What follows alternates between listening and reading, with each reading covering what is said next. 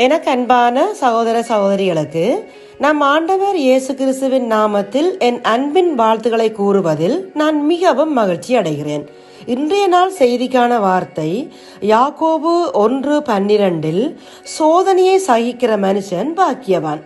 ஒரு போரின் போது காயங்கள், முறிவுகள், இழப்புகள், தோல்விகள் இவையெல்லாம் ஏற்படுவது சகஜமே. இது போன்றதே எமது வாழ்க்கையும். பலவித போராட்டங்கள் நிறைந்த எம் வாழ்க்கையிலும் இந்த காயங்கள், முறிவுகள், இழப்புகள், தோல்விகள் எல்லாம் கூட ஏற்படத்தான் செய்யும். அதனால் தான் 1 கொரிந்தியர் 10:13 கூறுகிறது, மனுஷருக்கு நேரிடுகிற சோதனையே அல்லாமல் வேறே சோதனை உங்களுக்கு நேரிடவில்லை என்று.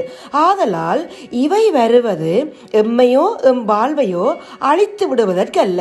சாதாரண இரும்பு கூட பல முறை நெருப்பில் சூடுபட்டு பல முறை சம்மட்டியால் அடிவாங்கிய பின்னர் தான் கூர்மையான ஆயுதமாக மாறுகிறது.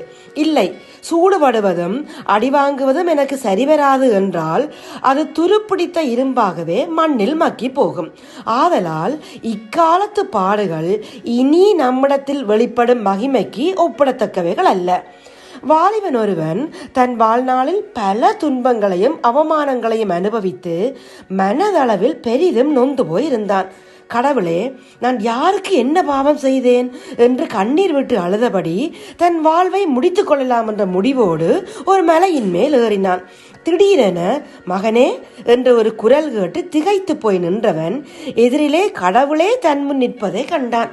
கடவுளே, எல்லா படைப்புக்கும் ஏதோ ஒரு காரணம் உண்டென்று சொல்வாயே, என்னை படைத்த காரணம் என்ன என்று கேட்டான்.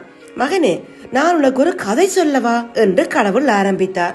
நான் இந்த உலகை படைக்கும் போது பூமி மொத்தமும் வறண்டு கிடந்தது. அப்போது பூமியில் ஒரே நேரத்தில் புல்லின் விதைகளையும் மூங்கில் விதைகளையும் தூவினேன். முதல் வருடத்தில் புல்லின் விதைகள் முளைத்து பூமியெல்லாம் பரவி வறண்டு கிடந்த இந்த பூமியை பச்சை பசேலென மாற்றி விட்டன. ஆனால் மூங்கில் விதைகளோ முளைக்கவில்லை. அவை முளைப்பதற்கான எந்த அறிகுறியும் இருக்கவில்லை.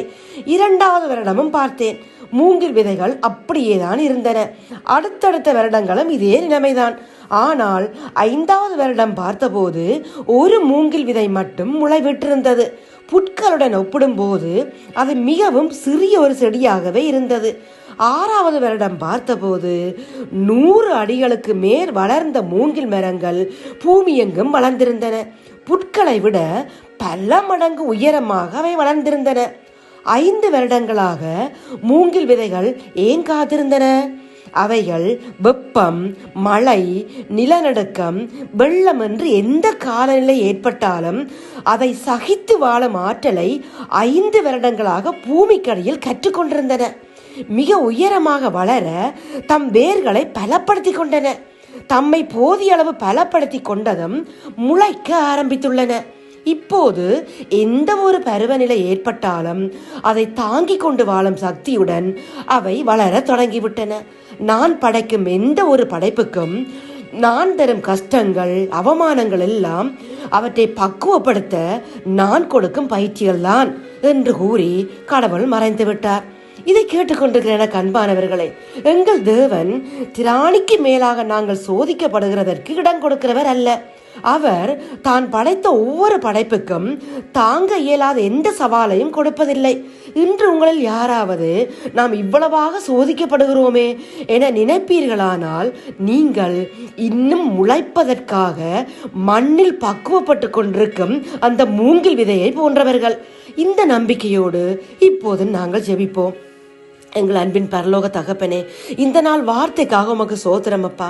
எங்களை பக்குவப்படுத்த நீங்கள் தரும் பயிற்சிகளுக்காக உமக்கு நன்றி அப்பா.